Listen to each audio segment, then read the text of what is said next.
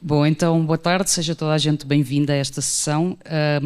Eu vou então tentar ir pontuando a conversa com alguns resumos em inglês. Vou ter de pedir desculpa porque o meu inglês, pronto, é um bocadinho macarrónico, mas acho que vamos todos conseguir entender-nos. So, for the English spoken people, I will try to make some resumes about some summaries. The problem started.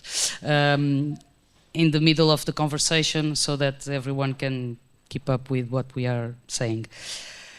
Então, pronto, temos connosco a Patrícia Portela, que tem uma série de livros publicados em géneros muito variados, entre o romance, o teatro, onde aliás trabalha bastante, com muita frequência, para além da parte dramatúrgica, tem uma série de outros papéis, digamos assim, nesse âmbito. E tem uma série de textos que eu gosto de dizer que são de difícil classificação. São aqueles textos que os livros que os livreiros não gostam muito porque não sabem bem onde os arrumar e que normalmente são os livros que nos dão mais luta, acho eu.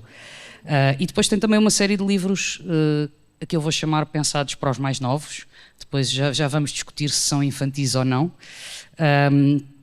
E pronto, bem-vinda, Patrícia. Eu quero só partilhar, também havemos de falar disso, mas quero partilhar que a Patrícia viveu em Macau 2 anos quando era miúda, quando era pequena, em 80. E pronto, acho que vamos ter a oportunidade também de falar sobre como é que está a ser o regresso. Nós vamos andar sobretudo por 2 livros, que são estes que estão aqui, que é o Ifan, que é um romance que saiu há 2 anos, 2, 3, 2. Sim, e o Dias Úteis, que vamos dizer que é uma coletânea de contos, depois já podemos discutir isso, que é um pouco mais antigo. E se calhar começávamos pelo Ifan, que tem uma história, pronto, eu não vou contar a história, mas há uma estranha doença, uma pandemia do sono, portanto as pessoas adoecem adormecendo e não conseguem acordar. E é um livro que sai durante a pandemia, e isso depois deve ter tido algum peso também para a recepção dele, porque não tinha nada a ver com a pandemia, mas aconteceu assim. E a recepção quase foi tipo um silêncio. Pois, também podemos falar disso. Mas não era nesse sentido de... já estou a interromper, é uma conversa. É terrível, eu sou uma péssima convidada. Mas para já, obrigada por ter vindo, portanto, pelo menos não falha essa parte do protocolo de ser bem educada e de agradecer estar aqui, que estou muito contente por estar aqui. Virei quase a vida ao contrário para poder estar cá. Mas o Ifan, aliás, ele estava pronto, é o único livro, costumo dizer, é o único livro em que eu fiz com tempo, porque recebi uma bolsa da DG Lab, quando elas voltaram a existir, tiveram um interregno de 17 anos, e depois voltaram a existir e eu tive uma bolsa. Eu pensei, pela primeira vez, a única coisa que eu vou fazer vai ser escrever. E tudo aconteceu nesse ano. De facto, pude-me dedicar só a trabalhar para a escrita, mas tudo o resto da minha vida foi bastante intenso. E depois, quando estava quase a acabar, estava a rever o livro e começou a pandemia. Portanto, muita gente me pergunta se tem a ver com a pandemia. E de certa forma tem, mas o que era assustador é que o livro foi escrito antes. E depois, quando eu estava a rever, o livro parecia-me assustadoramente real. E então eu fiquei assim, tipo, houve ali um momento e pensei, isto agora acontece mesmo, não é? Muitas vezes dizemos, não é, que quando se escreve, uma pessoa acaba por escrever o futuro, não é? Acaba por ter ideias que, quando se concretizam, não é? Seja num filme, seja numa peça, seja num texto, elas passam a ser reais. Então havia assim uma decalagem muito pequenina entre a realidade e a ficção. E eu parei. Portanto, o primeiro ano eu não consegui rever o livro. Portanto, eu estava a falar do silêncio, mas não me estava a queixar, até porque as críticas que existiram foram muito boas. Mas foi um livro muito estranho, tanto que eu já não sabia o que é que havia de deixar sobre aquilo, até achei, a certa altura, pensei, isto não vale a pena, já está a acontecer, para que é que eu vou pôr o livro cá fora? Já é igual, quer dizer, não é, mas é, não é? No fundo. E depois, pronto, ganhei coragem e antes da segunda quarentena acabei o livro e ele veio cá para fora ainda em quarentena. E portanto foi estranhíssimo, foi um livro estranho e de facto, nem tinha pensado nisso, mas de facto não se falou do livro. E eu não senti que não fosse porque não fosse lido. Mas não, eu próprio não sei o que é que ia deixar, o que é que eu ia deixar dele, na verdade. Mas eu lembro-me que os espaços onde se falou do livro havia sempre referências a quase que tipo, vejam, estamos a viver uma pandemia e aqui está um livro, um romance sobre uma pandemia, e parecia que havia ali uma colagem. Isso foi aborrecido teres de lidar com essa parte, sendo que tinhas escrito antes? Não, porque, quer dizer, o mundo, uma pessoa não se pode aborrecer pelo mundo se ir por um caminho, não é? Porque há pessoas que se incomodam, não é? O mundo não me compreende. Eu não tenho essa... Pronto, gosto muito de estar inserida no mundo. Mas o que me aconteceu foi, há uma história muito curiosa, que eu conto que foi no dia do lançamento, em que fizemos na rua, exatamente não se podia estar dentro, e porque na livraria só cabiam 10 pessoas, então fizemos cá fora. Convidei o Pedro Santos Guerreiro, que é uma pessoa que eu até admiro bastante, um jornalista e pensador e um grande leitor, e ia para o lançamento do livro, ia com uma grande amiga minha, que é a Célia Festas, que também é uma grande atriz, e que ela diz: então o que é que tu estás à espera que as pessoas achem do livro? E eu de repente caiu-me assim a ficha do: vão ler o livro. E agora? As pessoas... Porque eu não escrevi mesmo, é mesmo, se calhar pelos tempos e pelo mundo ter estado e de estar no sítio em que está, e por ter sido a primeira vez que eu escrevi com tempo para escrever. Portanto, não foi escrito nem em intervalos, não vem de uma peça, não vem de um espetáculo, não vem de um pedido. É a mesma coisa que eu queria muito escrever, e era uma fúria que eu tinha, que queria pôr cá para... queria vomitar cá para fora. Não é uma palavra muito bonita, mas adequa-se. E esqueci-me de pensar, porque também tem isto agora é altamente... mimado da minha parte, não é? Portanto, eu tinha a possibilidade de o editar, portanto não era um livro que tivesse um percurso acidentado ou precário. Ele ia ser editado e comecei logo a falar sobre ele com o editor, e depois quando estava pronto foi paginado e foi editado, foi muito rápido. Não passou por aquelas fases de será que é válido, será que não é válido. Portanto, eu não me lembrei de pensar que há um pormenor muito grande, que é as pessoas vão ler o livro, e aquilo é muito próximo daquilo que eu acho sobre o mundo. E então foi um bocado assustador. Então sentei-me, tipo no dia do lançamento, cheio de medo do que é que o Pedro Santos Guerreiro ia ler, porque é um dos poucos livros que teve 2 leitores antes de ter muitos, que é estranho, não é? I really don't know how to summarize this, but I will try. So, Patricia writes in many different genres, and she's a writer who loves to mix genres and to ignore the frontiers between them. And this book, it's a novel, and it's about a pandemic, a strange disease where people get sick by falling asleep and they cannot wake up. Only children. Yeah, only children. That's an important, very important detail. And the question is, this book was written before the pandemics, the COVID pandemic, but then it was published when we were all at home, and so it was very strange to her to deal with that, the confrontation between what she had imagined and the reality that we start to experiment.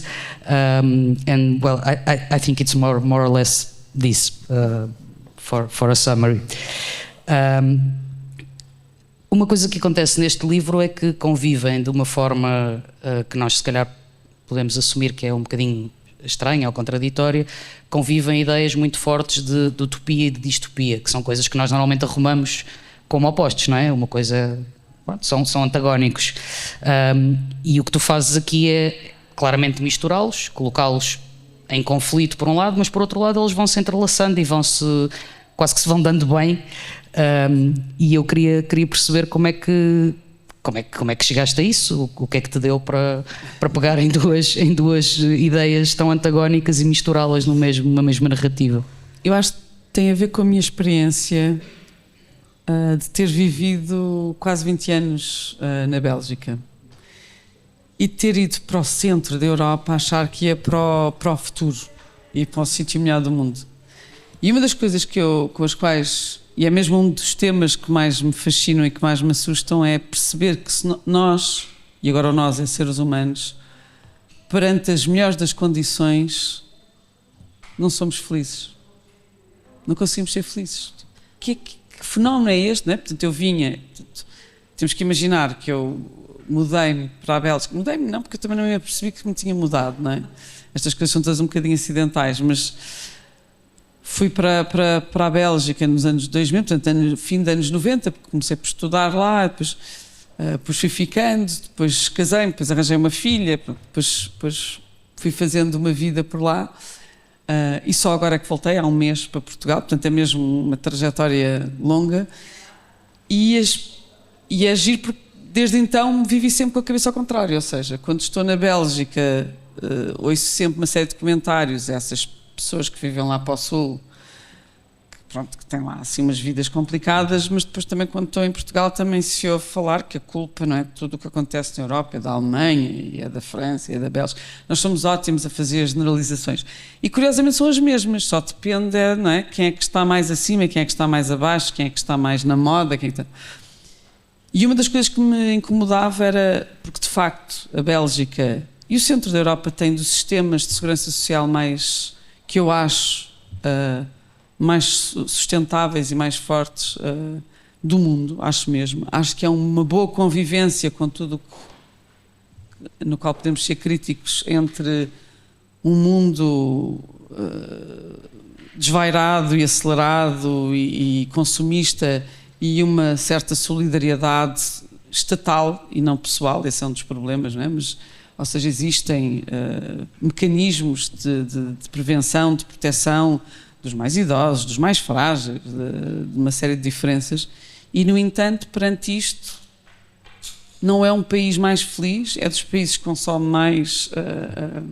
E eu estou a falar da Bélgica, mas eu falaria da Europa. Aliás, este livro é muito sobre a Europa, não é?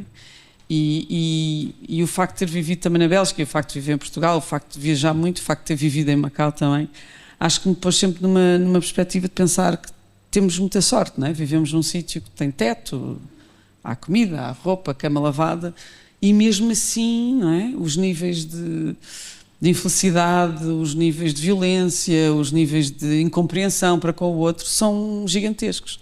E acho que este livro vem muito desse sítio, de como é que é possível não sermos felizes. E voltando à utopia e distopia, eu não sei até que ponto, e eu não quero acreditar nisso, mas lá está, os livros, há bocadinho estavam a perguntar como é que se mata uma personagem, não é? No livro anterior, aqui morreu-me uma personagem, eu não estava à espera, não é bem morreu-me, mas porque ela não morre, mas aconteceu-me uma coisa que eu pensei, agora tenho que acabar o livro, não sei o que é que eu faço a isto. Mas não era o que eu queria, não é? Mas de alguma forma a utopia, não é? A procura da utopia cria distopias. E acho que é mais isso, não é tanto entrelaçá-las, mas é uma procura de uma utopia de forma absolutamente dedicada, acaba por ir caminhar para outras distopias, e as distopias são aquilo que são o combustível que nos move para sonhar e para criar utopias. E há aqui qualquer coisa que não está... Parece que não se... Ou seja, parece uma espécie de dependência tóxica uma da outra que não nos permite, não é? Nós devíamos ir melhorando, não é? E o facto de termos muitas condições devia tornar-nos mais solidários para quem não as tem. E a Europa não faz isso, não é? Nós continuamos a montar muros, não é? Temos supostamente as melhores condições do mundo, mas não queremos nada partilhar com o resto das pessoas. Somos cheios de moral, mas é só para nós, não é? E praticamos uma dupla ética cada vez mais feroz e mais insana. E pronto, se calhar larguei-me, mas é muito essa relação entre a utopia e distopia. Até que ponto é que uma procura por uma utopia cria uma distopia, e até que ponto uma distopia é a única coisa que nos permite procurar uma utopia. Então, porque é que nós não conseguimos ser sempre melhores pessoas, não é? Parece que as condições nos levam sempre a corromper de alguma forma. E eu não queria acreditar nisso, nem quero, e quero resistir a essa conclusão. E acho que os livros são um sítio para resistir. Mas o caminho não me inclina para achar, tipo, para escrever assim uma coisa a Thomas More. Acho que não vai acontecer. Há uma coisa que eu creio que acontece sempre nos teus livros, ou então anda a lê-los mal, mas os teus livros têm sempre um traço político no verdadeiro sentido da palavra. No outro dia falávamos disso. Pronto, a política é aquela palavra que se calhar nós deixamos desbaratar um bocado, não é? E hoje as pessoas dizem coisas como eu sou apolítico, como se alguém... Pronto, a política é o que nós fazemos uns com os outros, o espaço que partilhamos, a forma como nos organizamos. E os teus livros têm sempre essa marca. Isso é uma coisa... os escritores falam muito das coisas que lhes acontecem quando estão a escrever, não é? Das personagens que aparecem sem eles saberem de onde vêm e dos rumos que as narrativas tomam, mas eu imagino que há coisas que são decisões prévias, e eu queria perceber se essa consciência de nós sermos pessoas que vivem comunitariamente, independentemente de serem comunidades mais pequenas ou maiores, ou com um grau de organização mais complexo ou mais simples, se isso é uma coisa que tu trazes sempre a priori quando vais escrever alguma coisa. A resposta breve é sim. E queres ficar por aí? Ou... Não. Okay. Quando estávamos a falar também das conversas em que... Não vou falar. Não, mas sim, mas é um sim convicto, ou seja, sim, acho que não faz sentido se temos direito a ter voz, mais uma vez uma coisa rara e que a maioria da população mundial não tem, não é? Temos a obrigação de tomar uma posição, seja em relação ao que for, não é? Cada um tem as suas paixões, tem as suas motivações, tem as suas direções, tem as suas causas, mas eu não posso... E isto é mesmo meu, e respeito quem não o faça dessa maneira, mas eu não posso escrever 300 páginas só porque me apetece e exigir que sejam publicadas e distribuídas e que me paguem viagens para Macau porque eu acordei e acho que é suficientemente interessante pôr aquelas palavras naquela ordem e não noutra. Há quem faça isso muito bem, e há quem faça... Mas eu até acho que é raro encontrar algo que não seja uma tomada de posição, mesmo que seja por caminhos... mais estéticos, mais abstratos, mais complexos, mais herméticos, mas eu acho que nós, tendo voz e nascendo na época em que nascemos, temos a obrigação. É uma espécie de responsabilidade que também, pronto, cada um cresce e desenvolve-se como pode. E eu sou muito, pronto, se calhar porque estudei filosofia também, mas venho de uma tradição muito fenomenológica e muito desta ideia de que todos nós nascemos com uma missão. Podemos não saber qual é, não é? E pode ser uma missão assim absolutamente absurda, não é? E pode ser pequenina para os nossos olhos, pode ser grandiosa e não chegámos lá. Isso depois pode ter muitas dimensões. Mas não podemos é recusar a missão. O Husserl tem um texto muito bonito sobre isso, que diz que quem não ouve a sua missão está surdo, decidiu viver surdo neste mundo. E às vezes é como eu dizia, tipo, de repente... Eu não digo, quando digo, e é agir tu mencionares, não digo que me aconteceu isto, agora a minha personagem desapareceu, não era isto que eu queria, não era no sentido de, veio aqui uma musa despiu-se e eu fui por aqui atrás dela, cega atrás dela. Não, é mais ter a honestidade de ir seguindo um raciocínio, porque escrever é uma forma de pensar, obviamente, não é? Como tudo, não é? Como todas as formas de arte. E é muito difícil, mas eu acho que é o melhor desafio, é quando nós não escrevemos aquilo que queremos escrever, porque são duas coisas diferentes. Eu acho que... e acho que a pergunta vem na direção da primeira questão, que é, sim, eu venho com uma bagagem e com uma vontade de descobrir qualquer coisa e de dizer qualquer coisa. Não, eu não venho com uma agenda... até porque seria redutor, não é? Para uma ideia que é, eu agora quero falar sobre a defesa dos direitos humanos e tenho esta agenda que por acaso até combina muito bem com a política europeia de ecologia, não sei o quê, até dá para ganhar um dinheiro e porque nós também caímos nisso, o artista tornou-se muito o artista do regime, porque viver da arte é muito complicado e isso é muito perverso, e essa segunda eu gostaria de evitar, mas eu queria era descobrir o que é que eu acho sobre uma determinada coisa que me incomoda e muitas vezes descubro coisas que eu não gosto.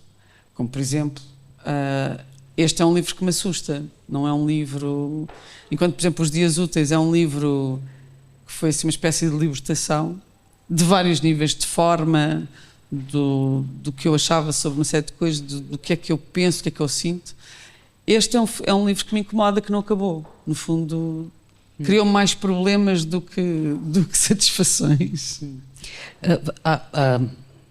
Another summary, sorry, I forgot. So it's difficult, but I will try. We are talking about politics in the real sense of the word, which means the way we decided to live with each other and how we organize each other in the space we share, and that is something Patricia has very present in her literature, and she is discussing a little bit about that, and also about sometimes the difficulties of fazer conviver, ajuda-me. Sim, conciliate, yeah, that's it. The difficulties of conciliate things like that. That's what we were talking about before. The things like the utopian and the dystopian ideas or possible worlds, and the conclusion that maybe they are always contaminating each other in a way sometimes a little bit weird. I think I can say that. Like dystopias can lead you to have the right fuel and energy to look for an utopia, but then actually reaching a certain amount of conditions leads you to, I don't know if relax is the right word, but to easily get into dystopic places or cause dystopic situations somewhere else. So somehow they don't seem to be able to actually reach some kind of new level, but they are actually dependent on each other. And that's something that worries me, more or less. I think it's accurate. Vamos ao Dias Úteis, porque pronto, o tempo vai passando. Tinha aqui mais uma série de questões, mas... Eu também falo muito, é horrível. Não, falas muito, ainda bem. Pronto, vamos dizer que este é um livro de contos, não sei se queres contestar isso ou não. Queres? Pronto.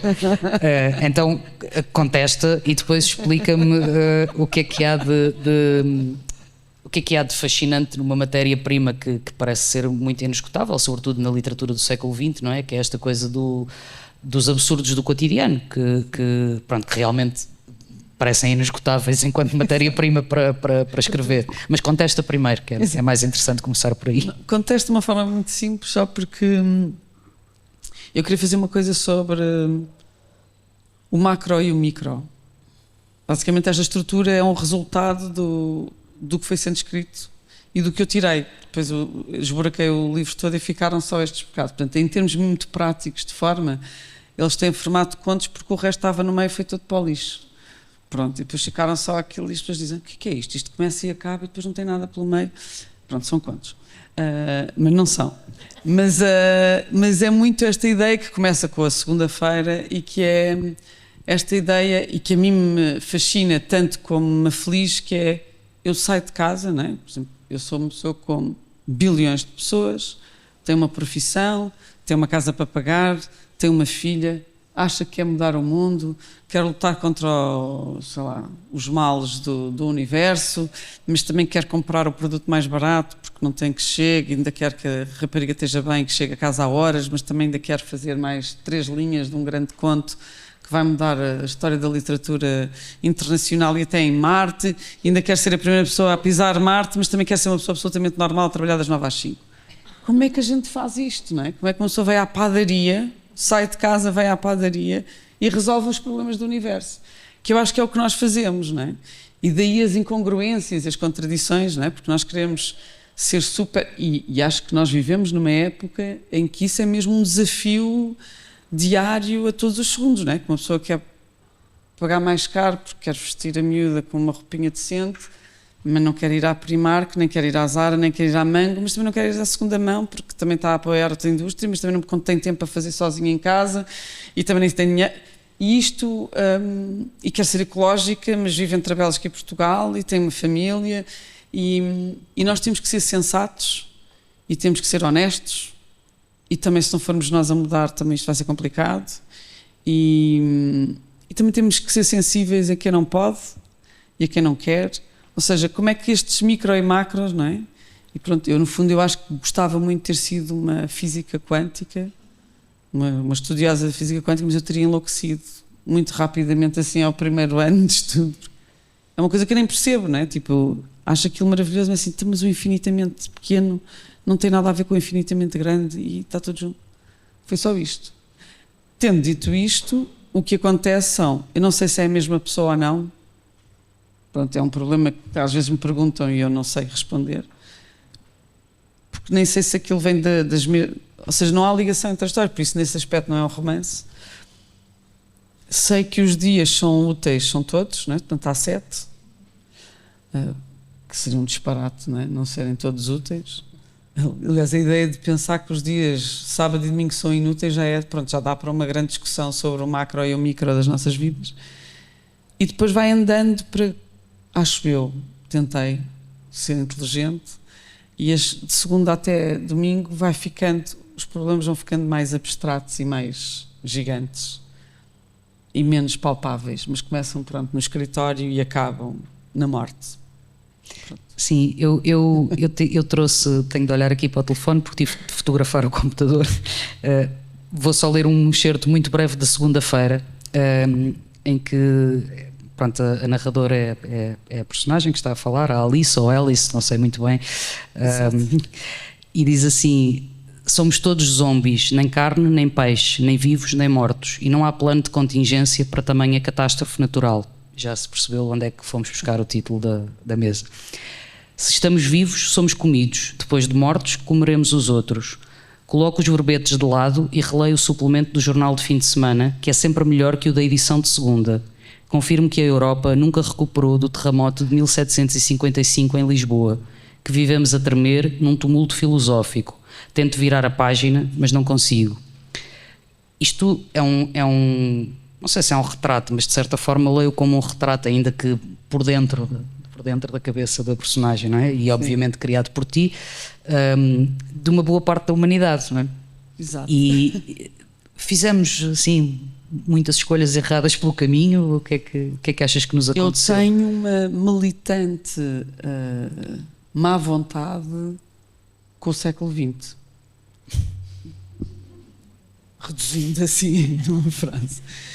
E acho que escrevo constantemente a pensar porque é que não saltámos ali. E depois eu tento, às vezes nos meus momentos mais animados, tento ir ver aqueles livros que agora existe imensa utopia para realistas e um futuro risonho para a humanidade. Agora há imensos economistas a dar futuro, quer dizer, primeiro estragaram tudo. Eu venho de uma família de economistas, atenção, e agora querem salvar a humanidade, continua a ser pela economia. E uma pessoa pode ver estatísticas, sim, eu tipo, se tivesse nascido há 100 anos já tinha morrido, já tinha sido morta, não é? Como mulher ou como, não é? como pessoa que escreve estas coisas e tudo mais. E posso pensar que isto foi sendo cada vez melhor, não é? Mas é tal coisa do terremoto de 1755 e do Voltaire, não é? Que vem escrever o Cândido como resposta ao Leibniz, que eu gosto muito, lá está, outro problema, e que acho que, coitado, ficou com má fama por causa do Voltaire, porque eu também não queria só dizer aquilo. Mas esta ideia de que tudo em zoom, não, nós em zoom, se fizermos zoom out, estamos melhor. Sim, mas se eu ligar à televisão e vir as notícias, não estamos assim tão... Isto depende um bocadinho da perspectiva. Mas não é só isso, porque isto eu estou a generalizar e a ser um bocadinho parva. Mas se nós chegarmos ao século XIX, que é uma das minhas paixões, há um momento em que era tudo possível, não é? Eu era bruxa e era alquimista, mas também era cientista, e era fotógrafa, e era mágica. E era tudo possível. E fazia de manhã umas coisas, e à noite outras, e à tarde outras. De vez em quando morria, se estava no sítio errado, ou se havia Inquisição, se não havia Inquisição. Mas havia ali um tumulto em que as coisas podiam ter ido para muito sítio. E há 2 eventos que eu acho muito importantes e sobre os quais gostava de escrever, e que, lá está, venho sempre com essa bagagem e nunca acontece, porque lá está, não tenho arcabouço e porque sou péssima em matemática e a física quântica lá ficou. Mas há 2 momentos que eu acho muito importantes, que é, e agora generalizando, é a luta Tesla-Edison, não é? Quando se escolhe, porque é que se escolheu, não é, a lâmpada e não se escolheu um sistema, não é, de contágio, não é, de magnético? Porque dava para vender, não é? E é uma coisa que me fascina, porque ainda hoje há imenso pronto, há pessoas que colecionam Barbies ou discos pop, e eu coleciono coisas de cientistas reformados que andam a refazer estudos de experiências que foram abandonadas por como é que se diz, por definições do Estado, ou seja, por protocolos do Estado, disseram, vocês por aí não vão. Então há imensos cientistas que se reformam e voltam àquela coisa que estavam a fazer em 1950, em 1930. Isso é uma. E a outra é uma conversa que eu recomendo que há um livro muito bonito sobre esta conversa, que é O Filósofo e o Matemático, que é sobre um debate. E eu acho que isto é maravilhoso e tem tudo a ver com a literatura, né? Como é que um momento depois tem um impacto incrível. Que é uma conversa em 1927, 24, eu sou péssima, mas é pelos 20, entre o Bergson e o Einstein, uns meses antes de ele ganhar o Prémio Nobel. E tem tanto impacto que quando ele ganha o Prémio Nobel não ganha pela teoria da relatividade, porque eles, pelo simples não, pode não ter sido isso, então darem-lhe a outra das suas teorias. Mas é um momento em que estão a discutir o que é o tempo, não é? E temos um Bergson a falar da durabilidade e temos um Einstein jovem e giro e arrogante, como deviam ser os jovens giros e arrogantes. Nós agora temos aquela ideia do velhinho, não é? Mas ele era todo novo quando ganhou o Prémio Nobel. A dizer, não, tipo, é assim, há uma fórmula que diz que o tempo é isto e é igual em todo lado. E é muito engraçado que este debate vai ter um impacto, né? É em Paris, se não me engano. Toda a nata intelectual europeia, que era ali da zona, não é, também, foi toda a ver. Aquilo tem um impacto enorme que acaba, supostamente, com a carreira do Bergson, que era um filósofo de 70 anos, mais velho, e que, no fundo, estava desatualizado, não é?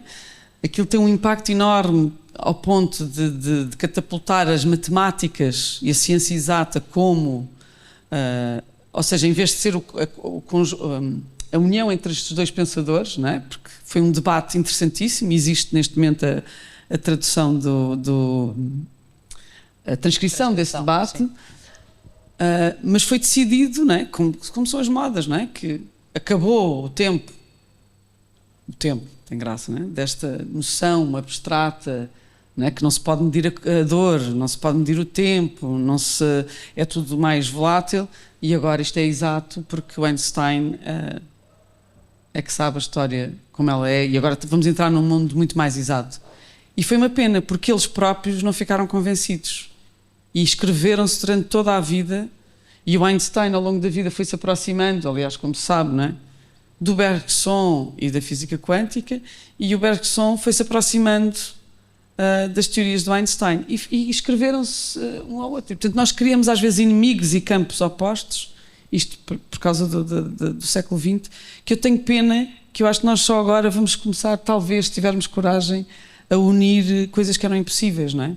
E que nós agora unimos de outra maneira, não é? Pronto, dedicamos a medicinas alternativas ou isto, mas às vezes há uma importação e não há uma procura de onde é que elas foram impossibilitadas de existir, onde é que elas foram catapultadas para um sucesso que se calhar não tinham que ter tido.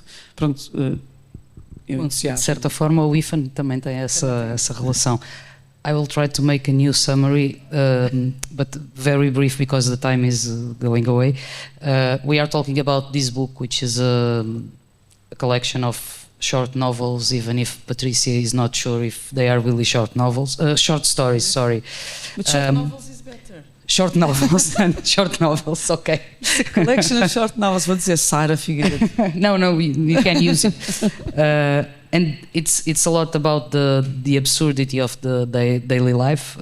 Our wishes and our anxieties produces lots of contradiction, and that's kind of a never-ending place for literature. But then she started to talk about that, and now we were talking about physics and the conversation between Einstein and Bergson. So I suggest that people who cannot understand Portuguese, please speak with Patricia in the end, because otherwise we won't have time to make one or two more questions. Eu queria que nós fôssemos então aos livros infantis ou não infantis. Pronto, como tu sabes, eu odeio essa designação. Eu também. Mas pronto, tu é que és autora, não tens nada que saber do que é que eu gosto ou deixo de gostar, e queria perceber como é que vês isso. O último livro que tu publicaste é o da Broá, não é? Sim. Que tem este título maravilhoso que eu tenho de ler porque é muito comprido, que são as 6 histórias de tamanhos diferentes que me aconteceram ao mesmo tempo. Todas ao mesmo tempo. Todas ao mesmo tempo, exato, faltava ali o Todas, que é um livro ilustrado pela Catarina Sobral, que é maravilhoso. Sim, e então queria perceber como é que te relacionas com essa coisa de depois teres alguém que diz saiu este livro e este livro é só para os pequeninos. Primeiro, concordo em absoluto contigo. Até porque eu sou uma fã inveterada de livros para a infância e sou uma fã de um autor. Pronto, eu estou sempre a trazer os amigos, lá está, não é? E eu estava a vir há pouco também o Francisco José Viegas, não é? Tipo, não é só roubar tudo. Eu acho que eu ouvi uma coisa muito bonita agora na sessão anterior, e que é: nós estamos sempre a conversar, não é? Pronto, quando Jaime Ramos disse já ouvi, já li, eu acho que há muitas coisas que eu falo com autores mortos que são grandes amigos e que felizmente escreveram, senão nós não nos podíamos ter conhecido. E um deles é o Daniel Harms, pronto, que é um russo louco que eu recomendo vivamente, que foi um homem que foi morto porque não fazia sentido, está lá no seu interrogatório, tipo, o que ele escreve não faz sentido, portanto Sibéria com ele, eram tempos mais perigosos para escrever, mas é um senhor que só publicou, lá está, livros para crianças, supostamente, que eu acho ótimo, que é, como não faz sentido, que eu acho que é uma coisa até perversa, não é? Não faz sentido, para adultos não pode, mas para crianças pode, pronto, não faz sentido também não. E ele disse, com certeza, e os livros são absolutamente maravilhosos e têm várias mensagens altamente subversivas, e eu acho que ele também contribuiu para várias mudanças de várias gerações, se é que os livros chegaram a muita gente. Mas pronto, isto para dizer que a ideia de um livro para uma determinada idade, não é? Tipo, por exemplo, o IFAN é para quem? É para mães de 30 anos com crianças com 6. Também se podia classificar. Porque se não tiveres filho, se calhar isto não te toca da mesma maneira. Por acaso era engraçado começar a classificar as coisas. Agora no teatro há uma coisa bastante... Desculpem, serei só rápida, mas agora há uma grande discussão sobre como anunciar os espetáculos. E agora já dizem espetáculo com luzes e com violência física, gráfico. Pode agora provocar, na Netflix também pode provocar convulsões. E também dizem melodrama, não sei o quê, comédia excitante. Não é? Agora, pronto, também podiam pôr assim nos livros, não é? Tipo, para mães, em casa. Mas isto era a propósito do quê? Do Daniel Harms, para a infância. Depois voltei para os adultos, não é? Mas eu gosto muito, o Zoológica, só assim muito brevemente, foi um livro que eu escrevi com a minha filha. Quer dizer, não escrevi intencionalmente, aconteceu. E o 6 histórias, nem sequer escrevi a pensar que era para crianças. Foi a Catarina Sobral, tinha estes desenhos e eu escrevi para os desenhos. Não sei que idade é que têm os desenhos, não sei, tipo, se pensam a idade dos desenhos, como com os animais, não é? Sim, sim. Um ano de um cão é muito 7. Mais, dá 7. Se calhar uma ilustração de um dia, se calhar são 10 anos, está para 10 anos. Pronto, e foi assim. E agora vai sair um que eu tenho assim muito orgulho, que é sobre fúrias, que eu recomendo, porque ainda por cima esse é mais subversivo, que é, faz para crianças fazendo de conta que os adultos não têm fúrias, como sabe. Claro. Nós crescemos e somos extremamente controlados. Somos extremamente controlados. E que vai sair agora pela APCC, okay. E que se chama Consultório Furioso. Eu recomendo, quando houver um problema, em vez de uma pessoa gritar com o vizinho ou com o parceiro ou partir os cacos lá de cá, tem até recomendações de como fazer figura de parvo e em caso está furioso, e que sopas é que se podem cozinhar para acabar com a fúria e tudo mais. Olha, vamos ter de passar para as perguntas do público, senão vamos ser varridas daqui. Não sei quem é que quer perguntar ou comentar ou dizer alguma coisa, mas haverá por aí um microfone. Não queremos saber mais nada. Não, se eu posso continuar a falar também. Não. Acho que sim, está ali o microfone.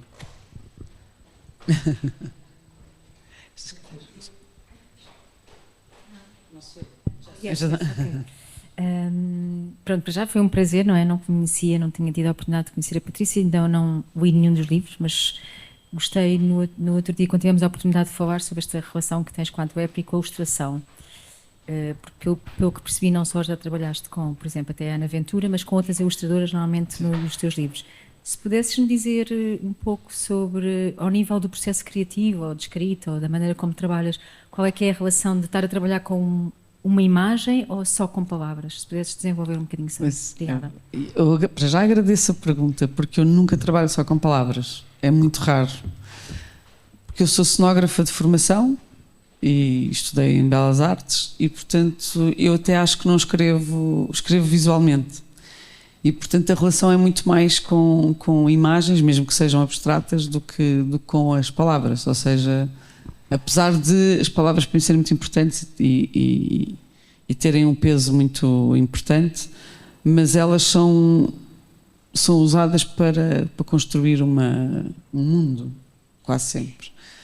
E muitas vezes sou eu que faço as próprias ilustrações, ou seja, eu começo muitas vezes por desenhar, tanto com espetáculos como com livros, começa sempre uma espécie de storyboard, e é assustador, porque muitas vezes um storyboard é uma coisa muitas vezes que é uma ideia, não é? Eu gostava imenso de ter 3 helicópteros, 40 farmácias, e depois entravam 40 dragões chineses, e depois aquilo vamos trabalhando, aquilo vai limando, também o orçamento também vai reduzindo, e depois aquilo fica muito sintético. Mas quando se vê o trabalho final e se vai ver o original, muitas vezes, os primeiros esboços, a ideia está lá.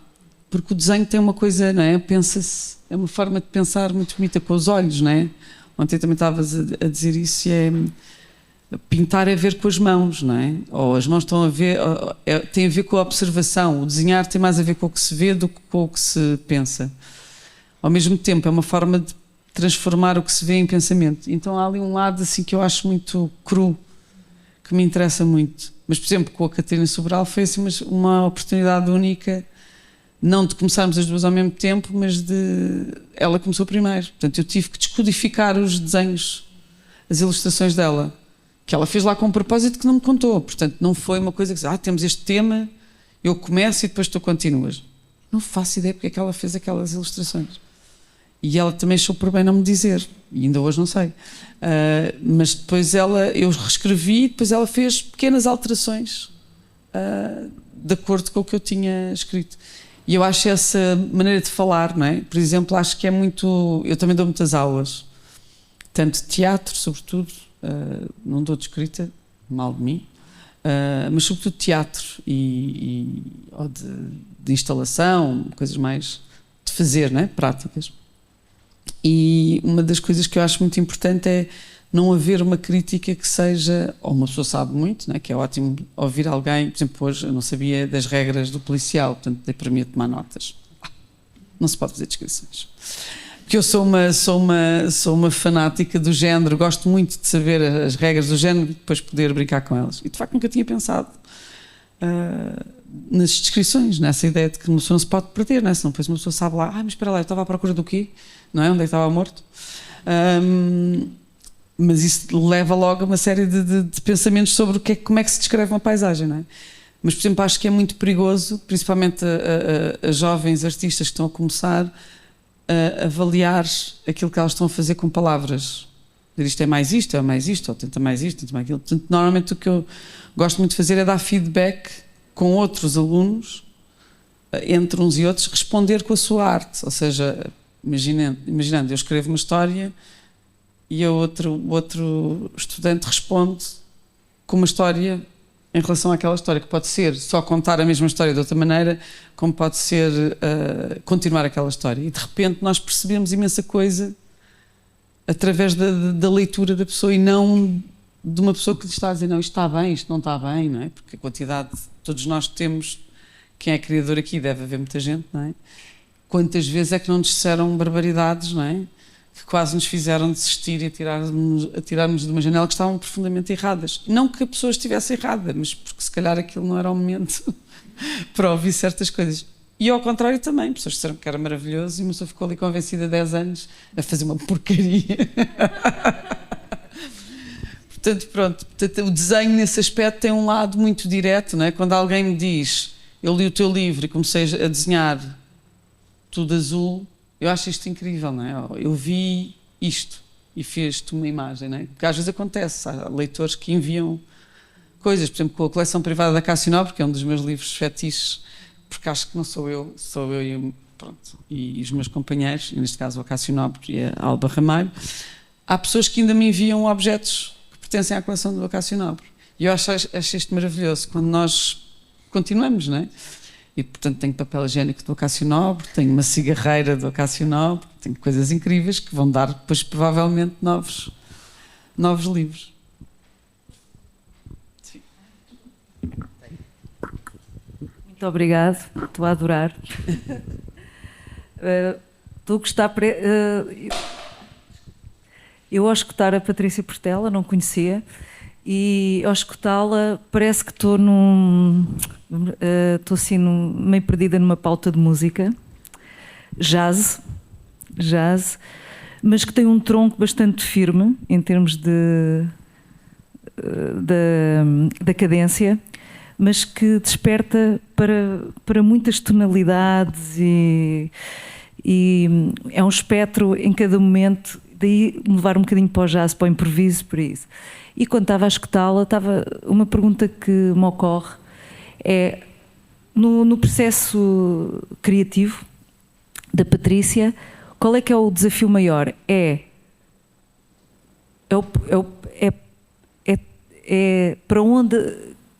Para onde as imagens te levam em termos para construir o texto, as palavras, ou é mais dentro das palavras construir as imagens?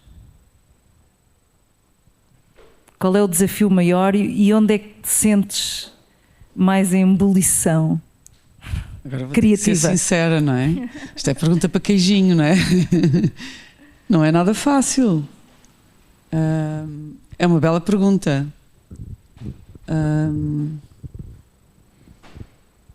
É uma bela pergunta. Acho que eu tenho 2 caminhos.